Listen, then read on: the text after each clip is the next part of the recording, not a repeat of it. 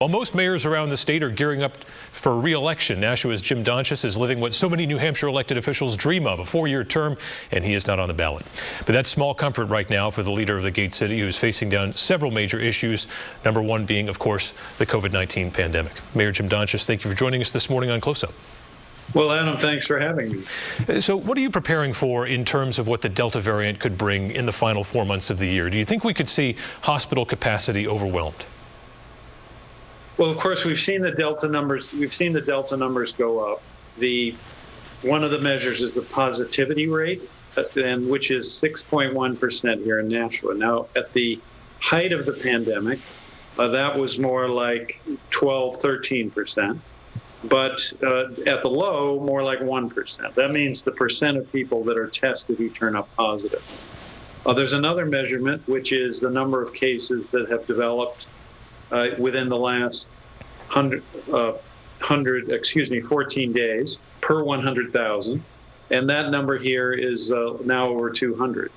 So we've seen the numbers go up, but we are working with public health, working with the medical community to monitor those numbers very carefully and monitor the situation. In terms of hospitalizations, as of earlier this week, Monday, there were 17 people hospitalized in Nashua. Now that's more than we would like, but certainly it's not capacity at all. So we just want to continue to exercise caution, get as many people vaccinated as we can, and in indoor settings, particularly where there are a lot of people around, recommend that people wear masks. You mentioned vaccination. Nashua's vaccination rate, I believe, is somewhere just a hair over 50%. It's not for lack of trying. Your health department has been out there on the cutting edge, pushing the vaccine in a number of different ways, incentivizing, getting out in the public, trying to reach diverse communities as well. But still, you've got vaccine. The number is like 51%. Yeah, but I'm just curious, how do you bring that up? I mean, this is one thing where, heading into this fall, I mean, that's going to be potentially pretty rough. In terms of eligible people, the number is more like 60%. So it's a little better than it sounds because the kids under 12 aren't eligible, and for the kids between 12 and 19, the number is about 40%. So for the other adults, it's more like 60 something. But we just keep pushing the message that people need to get vaccinated. Public health is available at all times to consult with people and to provide vaccines. They'll visit people at home. They'll do anything really to try to make sure that as many people get vaccinated as possible. Should the state be doing more at this point? Are you satisfied with the way the governor is handling things? Well, at this point, I believe that there is some resistance to the vaccination. Now, hopefully that the fact that the Pfizer vaccine has been finally approved by the FDA will mean that more people will be willing to get vaccinated. But the state, I think has done a pretty good job, but I do believe now they should be pushing the idea of vaccinations more with more vigor. The one issue that, of course, exists for public employers, such as the city of Nashua, is could we mandate or create a vaccine protocol where people who don't have a legitimate health reason would need to get vaccinated, that is, employees. The law on that, this legislature passed a law relating to that, and it is ambiguous as to whether it's legal for a public employer to implement a vaccine protocol. And therefore, I did write to the Attorney General's office, to the Attorney General, to ask their opinion as to whether a vaccine protocol would be consistent with New Hampshire law. Many school kids in Nashua were remote for all of last year, pretty much. Do you think if the Delta variant drives numbers up into a high level again, that we could see remote education come back? Or would you like to see a real focus on keeping kids in the classroom? Because we know that learning loss last year was immense. Well, we want to keep kids in the classroom, and of course, we want to keep kids safe. I mean, you keep we keep learning of young kids who are infected with COVID-19, the Delta variant. I just talked with a parent yesterday whose 2-year-old was caught the Delta variant at a daycare center. Now, that child is doing pretty well, but is still fairly sick a week later. And we've seen cases across the country where kids can really get very, very sick. So we do want to protect our kids and keep them in school. So one way to do that is with the vaccinations, which we've talked about. We just have to keep watching the situation. I mean, right now, the Nashua School District has a mask protocol for everyone that's in school, and they, I think the school district would consider, if things got a lot worse, possibly changing the situation. But right now, kids are in school, which is a good thing. Police reform, obviously a big topic these days. And in Nashua, you've got a debate going on over the police commission. You're, I think, one of the only cities left in the state, if not the only one, that has the governor appointing police commissioners there, kind of a holdover from a previous era. You want a more local level of control. Police argue that would bring too much local politics into the process. Why do you believe in your position?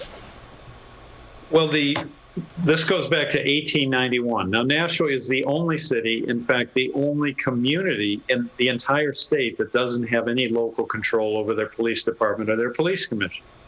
Goes back to 1891, when a group of cities, basically all the cities, had the police commissions appointed by the state of New Hampshire.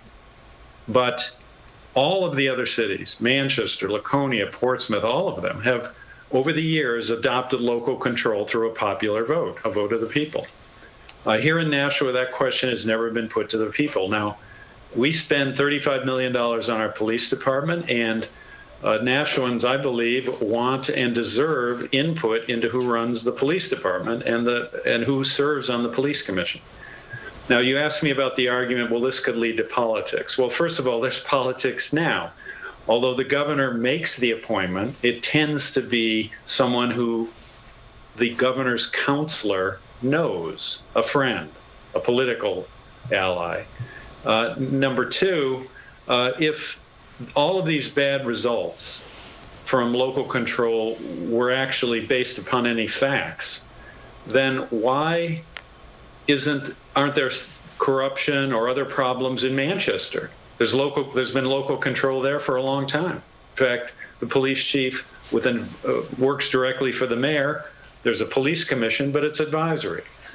Dover, another police department, local control. These are both of those agencies, Manchester, Dover, and 7 others in New Hampshire, are certified by CALEA, which is a police accreditation agency, a national agency. All of those others have local control. There's no evidence of corruption or problems caused by that. So I think these are really fear tactics that, people don't like change or whatever, but this goes back to 1891, and a lot of things have changed since 1891. Women have gotten the right to vote. And I need to mention that in all that time, since 1891, only one woman has ever been nominated to the Nashua Police Commission. Now, we have qualified women who would like to serve on that, but the way things are going, that's not going to happen. So we need a balanced commission. We need one that will reflect the overall community, and we need to move on from the 19th century. Mayor, the latest census data shows Nashua becoming even more diverse. But now you have the Proud Boys, a far-right neo-fascist organization, showing up at some school board meetings in their yellow and black regalia. Everyone has the right to assemble. But how do you deal with this issue when their mere presence makes people feel not safe? Well, this is unfortunate. Somehow the Proud Boys have become attracted maybe to some of the people who have raised a lot of issues regarding schools and the masks and the like, a couple of the candidates that might be running for the school board.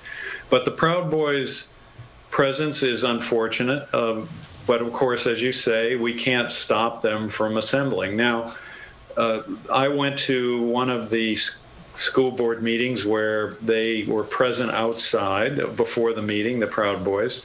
And one of the people there, one of the other people, went up to the Proud Boys and said, how many of you, there are about a dozen, how many of you are from Nashua? One person. So this is statewide, I don't know, maybe out of state people who are coming in to try to make a demonstration. But we are not going to listen to neo-Nazi organizations. We condemn their ideology.